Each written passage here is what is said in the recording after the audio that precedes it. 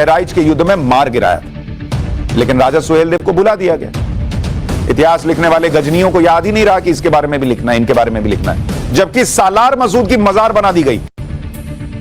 हमने चोल साम्राज्य के हिंदू राजाओं के बारे में आपको बताया, जिन्होंने आज से 1200 साल पहले ऐसे ऐसे काम किए जो उनके बाद आने वाले मुगल सोच भी नहीं पाए। चोल राजाओं के पास अपनी नौसेना थी, उनका साम्राज्य विदेशों तक फैला था, उन्होंने ऐसे ऐसे मंदिर बनाए जिसके सामने ताजमहल फीका पड़ जाए। लेकिन स्कूलों के क्या कैंप्स जाते हैं? जरा आओ, चोल राजाओं ने जो बनाया वो साइंस का ऐसा नमूना है कि लोग बच्चों को देखना चाहिए। नहीं, वही टोटी पकड़ के फोटो खिंचा रहे हैं। अरे वो फोटो खिंचवाइए, फिर उधर भी लेके ना जाइए।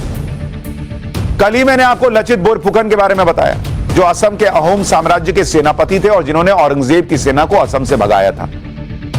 गुवाहाटी के पास सरायघाट में औरंगजेब की मुगल सेना को बुरी तरह से हराया, लेकिन इतिहास की किताबों में लचित बोरफुकन को कभी उचित जगह मिली नहीं। आप में से 90% लोगों को पता नहीं होगा कौन है लचित बोरफुकन। इस तरह से इस देश में हिस्ट्री की किताबें लिखकर हमको पढ़ाई गई हैं स्कूलों में, कॉलेजेस में। और इसी को लेकर आज ही प्रधानमंत्री नरेंद्र मोदी ने भी कहा कि हमें साजिश के तहत गुलामी का इतिहास पढ़ाया जाता है, क्या पढ़ाया जाता रहा है, जबकि भारत का इतिहास योद्धाओं का इतिहास है, बलिदान का इतिहास है।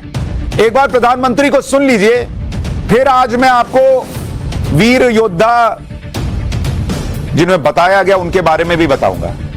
लेकिन आज पीएम वीर योद्धा लचित बोरफुकन की 400वीं जयंती के कार्यक्रम में शामिल हुए और जो उन्होंने बोला वो सुनिए, उसके बाद इतिहास का एक और चैप्टर आज